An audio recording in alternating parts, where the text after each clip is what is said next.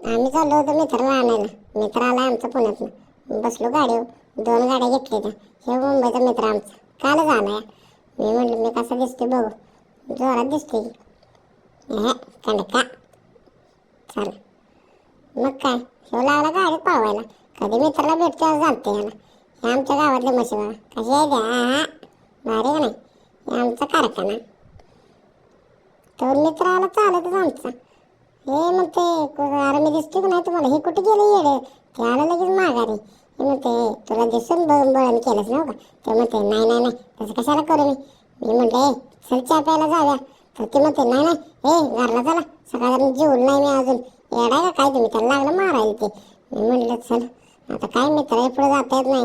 गाडी वळवली की मग चला म्हटलं आता जावं घराकडे. तर हे सांगायला लागलं स्टोरी काय झालं प्रवासात. हे म्हटलं घरात गेल्यावर सांग स्टोरी. रस्त्यावर सांगू नकोस येतं. म्हटलं थँक्यू आभार आहे चालता आल्याबद्दल. आमचा जरा ताप वाचवल्याबद्दल. आता जावं घरात. घरात आल्यावर लागलं एवढंच मारायला.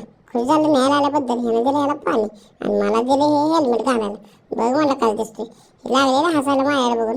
पण हसू दे म्हटलं आपल्याच मित्र आहे ते कुठं लोका जाईल.